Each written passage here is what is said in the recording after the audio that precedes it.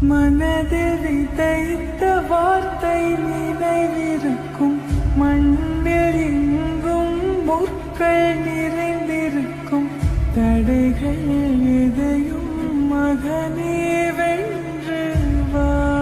पल दो पल का शहर हो तो कल कोई और आएगा जो मेरे से अच्छा खेलेगा, कल काफी दूसरे लोग आएंगे जो आपसे अच्छा देखेंगे। तो मैं लिख के देता हूँ, कोई नहीं आएगा।